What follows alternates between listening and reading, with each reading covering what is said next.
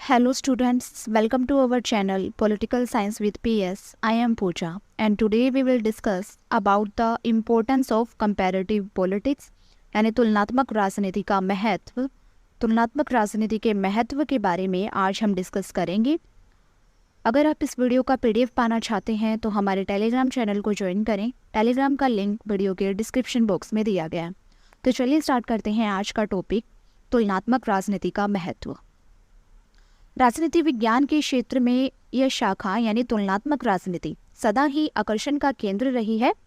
अरस्तु से लेकर आज तक अध्ययन की यह शाखा इन कारणों से महत्वपूर्ण है। यानी तुलनात्मक राजनीति का महत्व क्या है? सबसे पहला महत्व है राजनीतिक व्यवहार का ज्ञान। तुलनात्मक राजनीति के अध्ययन से हमें राजनीतिक व्यवहार और इसकी जटिलताओं को समझने में सहायता मिलती है। इसके माध्यम से ही हम राष्ट्रीय और अंतर्राष्ट्रीय राजनीति और राजनीतिक व्यवहार पर अच्छी समझ बना सकते हैं। तो राजनीतिक व्यवहार का ज्ञान प्राप्त करने के लिए तुलनात्मक राजनीति की आवश्यकता पड़ती है और इसलिए तुलनात्मक राजनीति का महत्व है। दूसरा महत्व है राजनीति का वैज्ञानिक अध्ययन। तुलनात्मक राजनीति का अध्ययन राजनीति को एक वैज्ञानिक अध्ययन बनाने में भी सहायक है।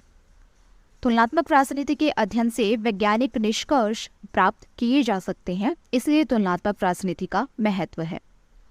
विभिन्न देशों की संस्थाओं का ज्ञान भी होता है। तुलनात्मक राजनीति के माध्यम से हमें देश विशेष की संस्थाओं को अधिक गहराई से समझकर उपस्थित समस्याओं का हल ढूंढ सकते हैं।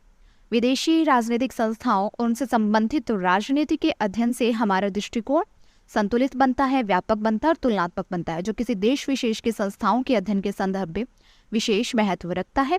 इसलिए विभिन्न देशों की संस्थाओं का ज्ञान प्राप्त करने के लिए तुलनात्मक राजनीति का बहुत महत्व है। सिद्धांत निर्माण में भी उपयोगी है। तुलनात्मक राजनीति का महत्व है राजनीति में सिद्धांत निर्माण करना। इस दृष्टिकोण से भी तुलनात्मक राजनीति महत्व रखती है। राजनीति शास्त्र में पुराने टाइम से लेकर ही ऐसे सिद्धांतों की खोज की जाती रही है जिनके माध्यम से अलग अलग समाजों के राजनीतिक व्यवहार को समझा जा सके। तो सिद्धांत निर्माण में उपयोगी होने के कारण भी तुलनात्मक राजनीति का महत्व है। राजनीतिक सिद्धांतों के पुनर्निरीक्षण में भी सहायक है। तुलनात्मक राजनीति के माध्यम से हमें जान सकते हैं कि प्रचलित सिद्धांत या पारंपरिक राजनीतिक सिद्धांत वर्तमान स्थितियों या समस्या में किस सीमा तक उपयोगी हैं और अनुपयोगी हैं। तो इस प्रकार ये सिद्धांत के पुनर्निरीक्षण में भी सहायक है। अंतः अनुशासनात्मक अध्ययन पद्धति में भी सहायक है। तुलनात्मक राजनीति के अध्ययन में अंतः अनुशासनात्मक अध्ययन पद्धति का प्रयोग भी किया जाता है। इसके अध्ययन से सामाजिक विज्ञानों के अन्य विषयों के बारे में भी हमें एक व्यापक समझ मिलती है, एक व्यापक समझ हमारी बनती है। तो ये था तुलनात्मक राजनीति यानी कंपैरेटिव पॉलिटिक्स की इम्पोर्टेंस। अब हम ये डिस्कस करेंगे कि कंपैरेटिव पॉलिटिक्स की बाधाएं या सीमाएं क्या क्या हैं। सबसे पहली बाधा है पर्याप्त सूचना का अभाव। राजनीतिक संस्थाओं या प्रक्रियाओं के बीच में तुलना करने के लिए जो सूचना और तथ्यों की आवश्यकता होती है, लेकिन कई देशों से सूचनाएं एकत्रित करने में हमें कठिनाइयों का सामना करना पड़ता है, जिससे तुलना करना बहुत ही कठिन हो जाता है।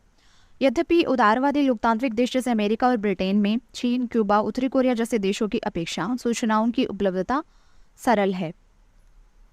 उदारवादी लोकतांत्रिक देश अमेरिका और ब्रिटेन में जो ये तथ्य और सूचनाएं हैं वो हमें आसानी से उपलब्ध हो जाती हैं। दूसरी बाधा है चर और कारकों की अधिकता है। राजनीतिक प्रणालियों के तुलनात्मक विश्लेषण के लिए अनेक कारकों की आवश्यकता हमें पड़ती है जो राजनीतिक व्यवस्था के निर्माण में सहायक होती है। इसमें आर्थिक, भौगोलिक, ऐतिहासिक कारक प्रमुख है।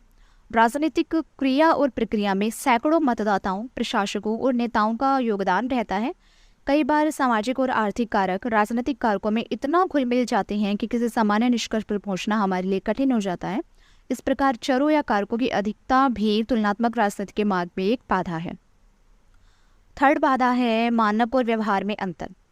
तुलनात्मक राजनीति का अध्ययन ज़्यादा कठिन इसलिए भी हो जाता है क्योंकि इसका सरोकार मानक और व्यवहार दोनों से ही है, स्टैंडर्ड और बिहेवियर दोनों से ही है।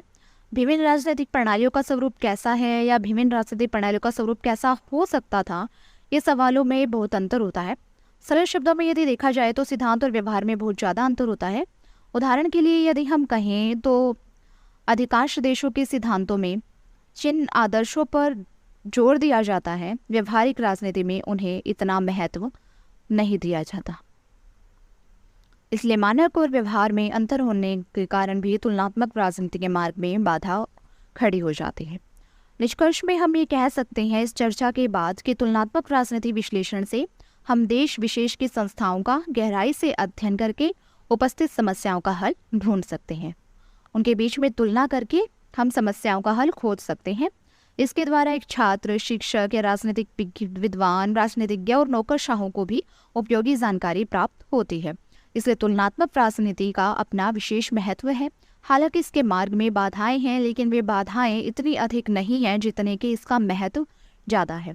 तो आज की क्लास में हमने कंपैरेटिव पॉलिटिक्स के इम्पोर्टेंस के बारे में जाना। आज की क्लास में इतना ही। मिलते हैं नेक्स्ट क्लास में एक नए